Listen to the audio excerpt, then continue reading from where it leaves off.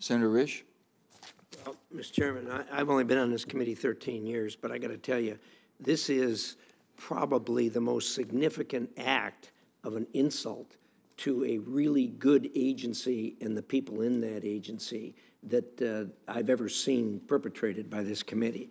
I don't know how this nomination has gotten this far, but I think that we ought to spend some time looking at that. Let's first of all talk about what tree spiking is for a minute. This is a tree spike. Looks pretty harmless. You put that into a tree, and it sits in the tree until the tree is cut and cut up and taken to the mill.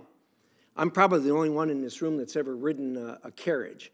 I don't know if you know what a carriage is, but a carriage is a piece of equipment in a mill on which the log is set. A person drives that carriage back and forth and saws it into logs. Now, that's all well and good. The saw can be of one of two types, either a circular saw in a small mill or, more likely, a large band saw that goes probably to the roof here and down again. It's about 1.5 inches wide and double. What happens when the saw hits this spike is what happens in a war when a hand grenade goes off. Shrapnel goes every direction. It destroys the saw, be it a band saw or be it a circular saw, and it will break this also into shrapnel. It will either kill or injure anyone that is within range of the shrapnel. That's what tree spiking is. So why do you put this in a tree? You put this in a tree to kill somebody. It's not put in there for fun. It's not a Sunday school prank. You put this in a tree to kill somebody. That, when I studied forestry, as most of you know, we didn't even study this because it didn't exist back when I was in forestry school. It was only when ecoterrorism, and particularly that involved with the national forests, hit its peak, that some genius came up with this idea of how to kill people that are working in the forest industry. That's what tree spiking is. Some of my friends that I've talked with in Congress here said, well, she made a mistake 30 years ago. This is not a mistake.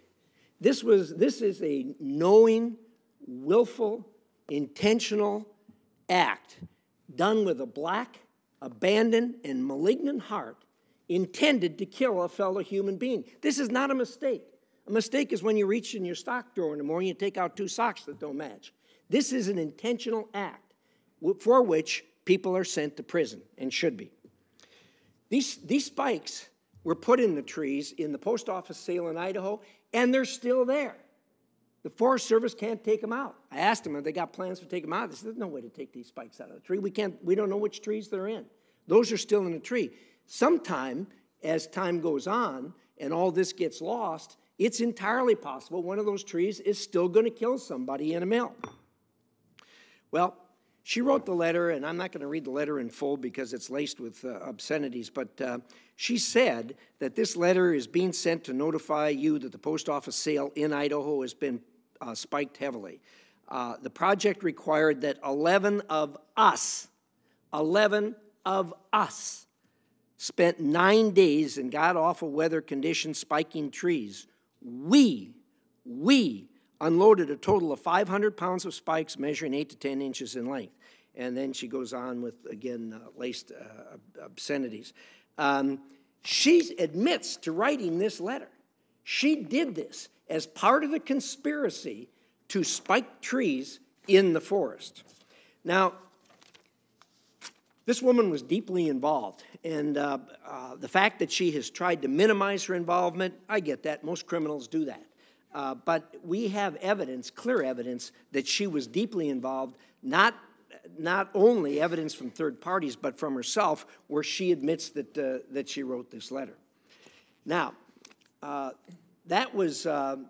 and of course she was investigated, as Senator Barrasso said at great length. Now, that was 30 years ago. So if you're one of those that say, oh, this was 30 years ago, it was, a childish prank or what have you, someone who tries to take the life of another human being, this is not something that you can say, oh, it was a childish prank 30 years ago. Somewhere in the deep recesses of her heart and her soul is something so malignant and so bad that she would try to take another life. That remains today. And if you don't believe me, read the stuff that she's written in the last couple of years. So, if you're willing to forgive all that, she committed a felony in perjuring herself to this committee in violation of federal law. She perjured herself in two ways. One is when she denied having been investigated, as the record is absolutely clear, she was investigated. And the second one, she said she did not participate in this tree spiking. This was the question, one of the questions that was asked to her. Did you have personal knowledge of, participate in, or in any way directly or indirectly support activities associated with the spiking of trees in any forest during your lifetime? No, under oath. No, under oath. You know, I've prosecuted I don't know how many cases. This, for a prosecutor, is shooting fish in a barrel. She shouldn't be in front of this committee for confirmation to a major point in this administration. She should be in front of a jury explaining to them why she committed perjury and why she lied to Congress. My friends, look, if you want to confirm her, you absolutely can. But believe me, this stain on this administration will last for the next 3.5 years. If the Biden administration wants to have the face and the character of their administration represented by this individual, this attempted murder, this perjurer, this liar, this conspirator, if that's what you want in the administration and that's what you want for the face of the administration, here's your person. Confirm her.